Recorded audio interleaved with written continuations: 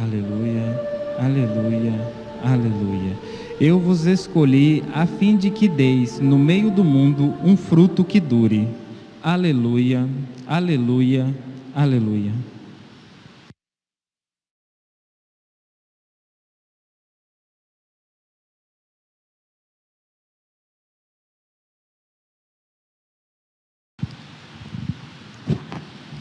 O Senhor esteja convosco.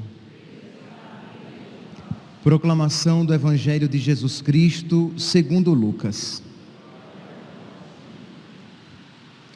Naqueles dias, Jesus foi à montanha para rezar e passou a noite toda em oração a Deus.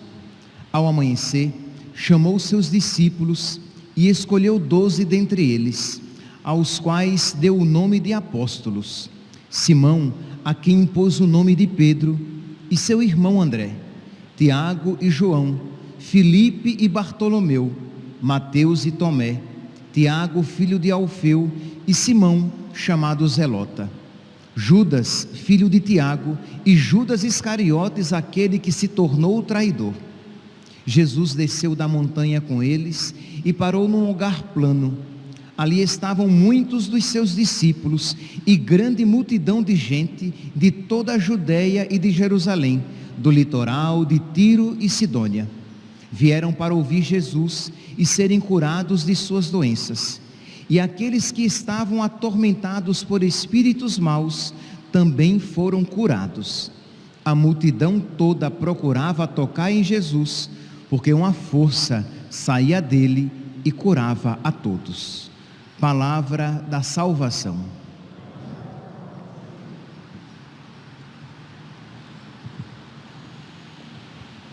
Caríssimos irmãos e irmãs, nós hoje então, neste 7 de setembro, nós celebramos o dia do Anjo da Guarda do Brasil.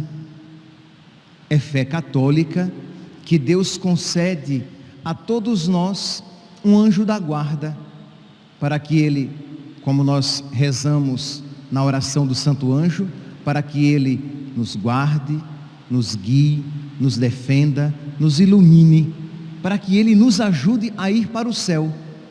Mas também aquelas realidades, aquelas instituições que de alguma maneira compreendem essas pessoas, por exemplo, a nossa paróquia, ela tem um anjo da guarda.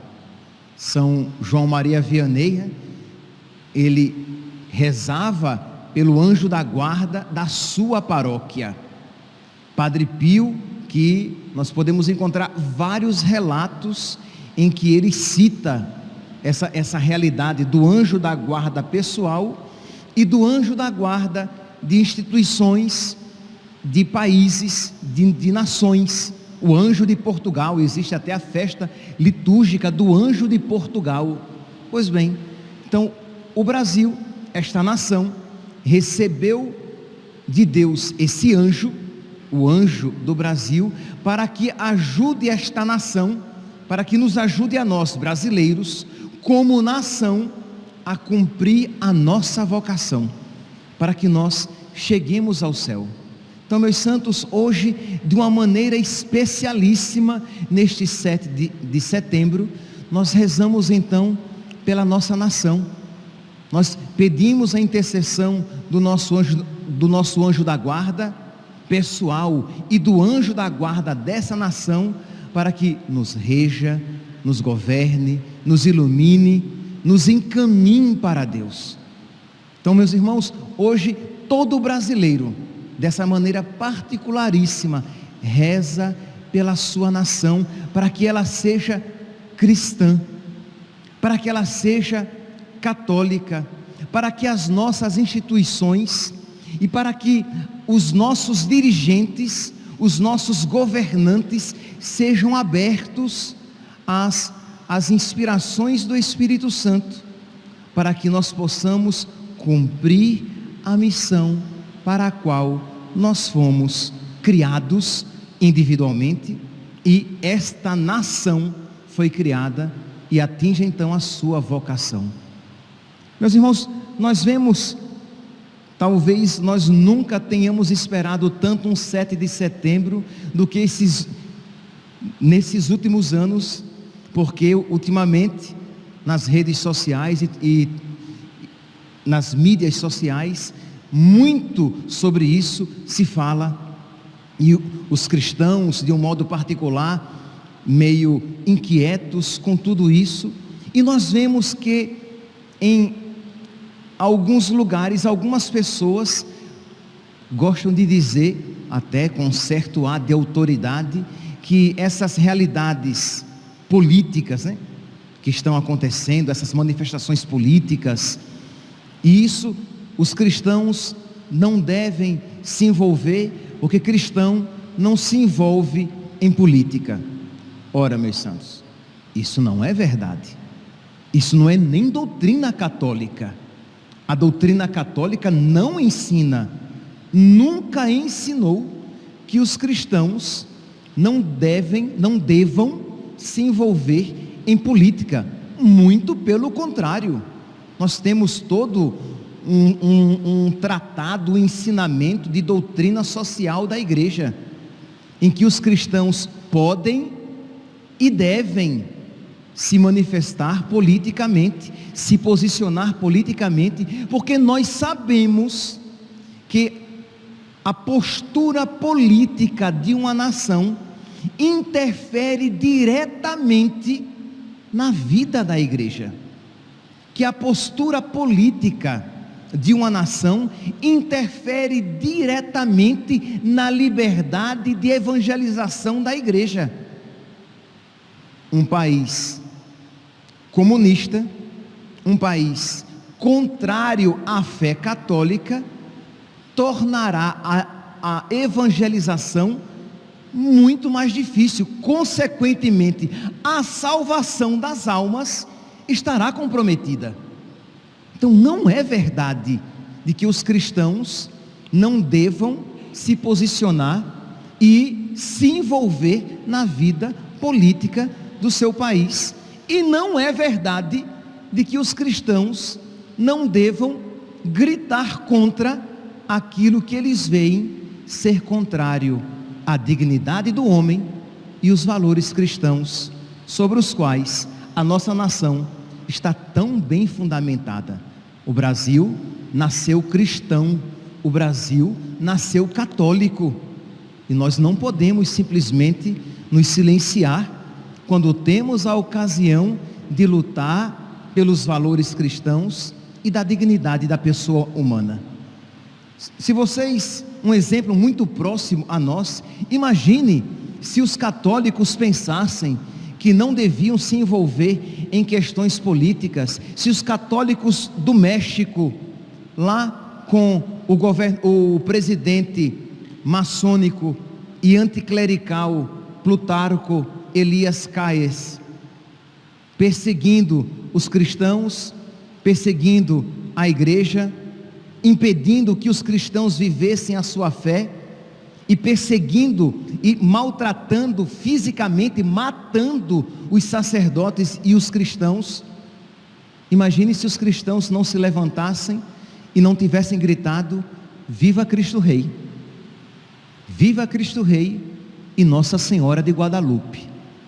Imagine se esta fosse a ideia egoísta e preguiçosa que tem se difundido aqui e ali, dizendo: não, cristão não se envolve em política. Então, muito bem, meu santinho, minha santinha, você que assim pensa, você vai entregar os seus filhos para que eles sejam formados num pensamento totalmente contrário à verdade cristã.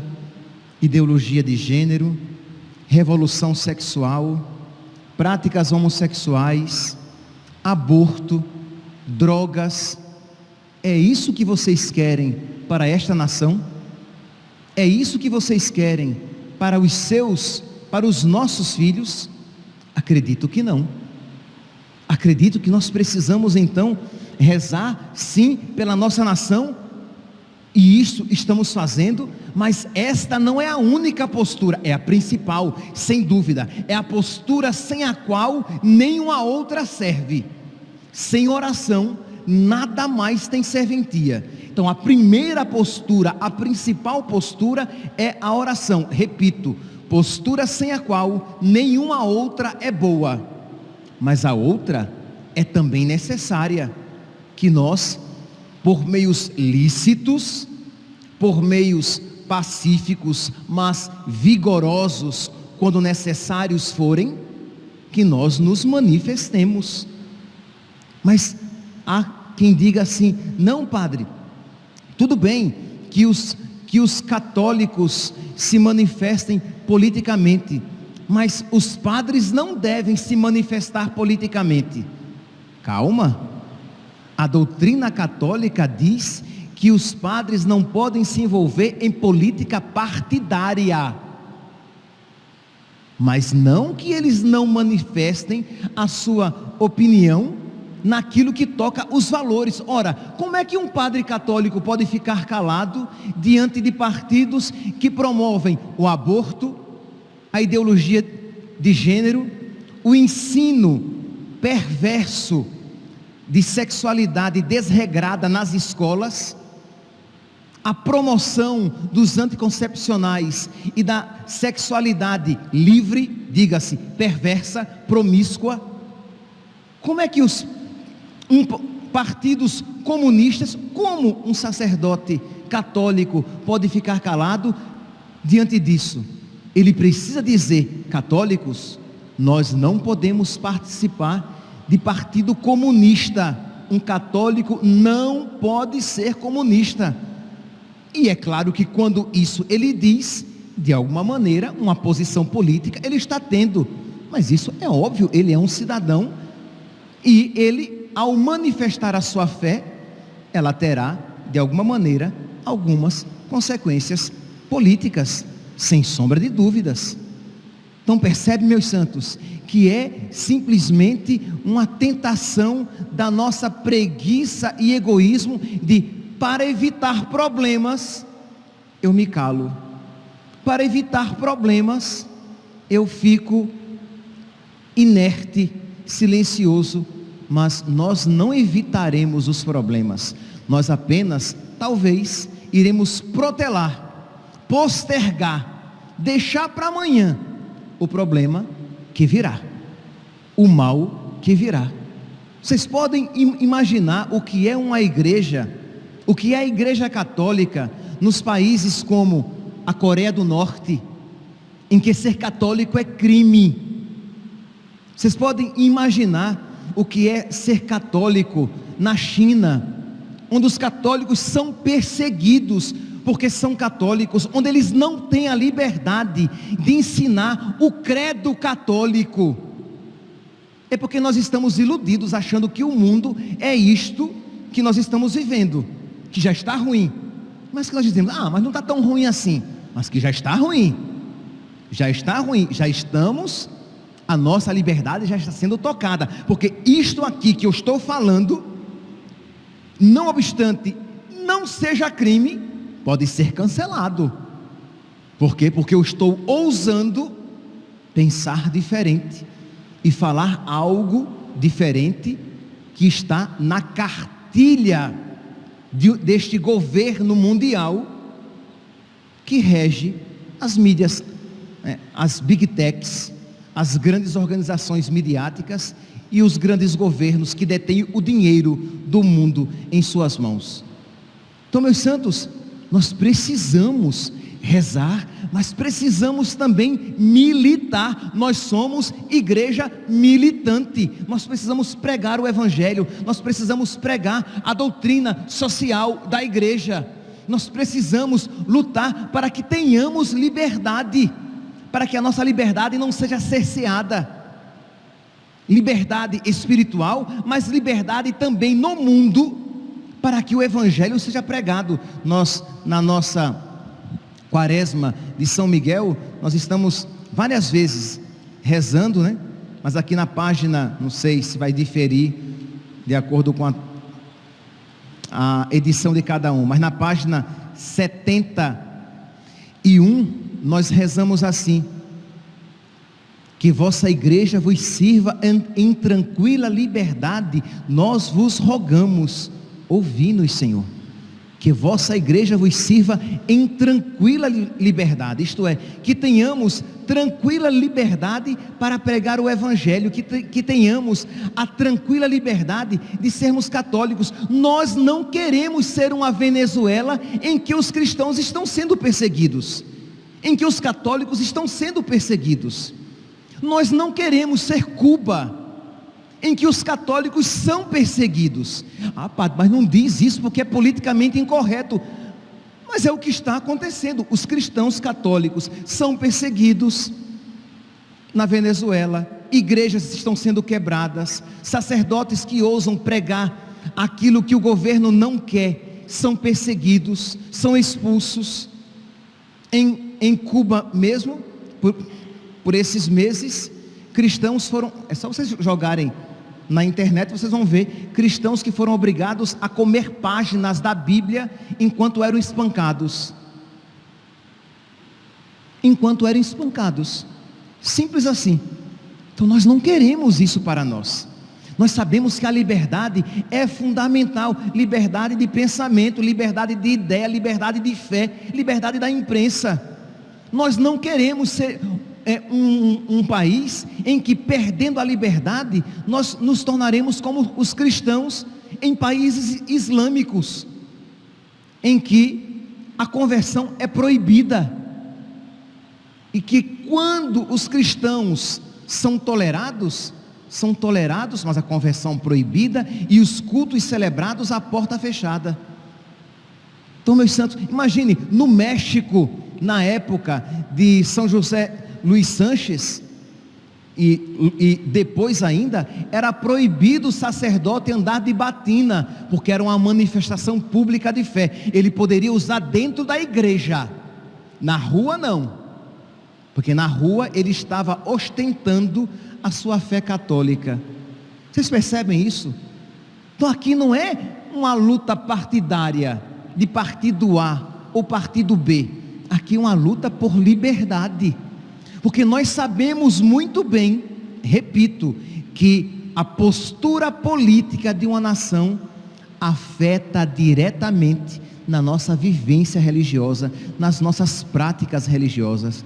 Rezemos, meus santos, rezemos pelo nosso país, peçamos a intercessão do anjo da guarda desta nação, peçamos a intercessão do nosso anjo da guarda, pedindo a graça da sabedoria, para que nós saibamos o que fazer, para que nós saibamos o que dizer, para que nós não sejamos covardes. Eu já falei isso e repito, no livro do Apocalipse, quem puxa o cordão dos condenados são os covardes. O primeiro da lista dos que vão para o inferno são os covardes, depois vem os idólatras e todos mais. Isto é, aqueles que, por medo de perder a sua comodidade, por medo de perder o seu conforto, por medo de perder a sua paz neste mundo, negam a Cristo, porque tem vergonha de Cristo e do seu Evangelho, quando nosso Senhor diz: quem se envergonhar de mim diante dos homens, eu me envergonharei dele diante do Pai. Mas quem não se envergonhar de mim, quem não me negar diante dos homens, eu também não o negarei diante do Pai, do meu Pai que está nos céus.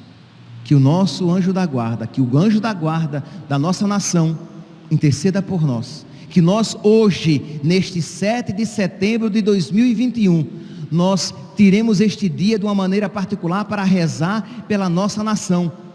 Façamos o compromisso de rezar um terço pela nossa nação, para que a vontade de Deus seja feita, para que toda essa situação meio agitada em que nós nos encontramos, tudo isso concorra para um bem maior, que seja um terço além do seu terço rezado. Se você, graças a Deus, já reza direitinho um terço, que você hoje escolha mais um, e você vai rezar. E se você puder de alguma maneira se manifestar manifestando a sua fé, o seu desejo de liberdade, o seu desejo, a sua consciência de que nós queremos ser católicos e livres, que nós queremos a liberdade de ser católico e de viver a nossa fé católica, que você então, de uma maneira pacífica, ordeira, cristã, católica, manifeste a sua fé e manifeste os seus propósitos e os seus ideais. Que o santo anjo da guarda do Brasil interceda por nós e por toda a nossa nação. Santo anjo do Senhor, meu zeloso guardador, se a ti me confiou a piedade divina, sempre me rege, me guarde, me governe, me ilumine. Amém.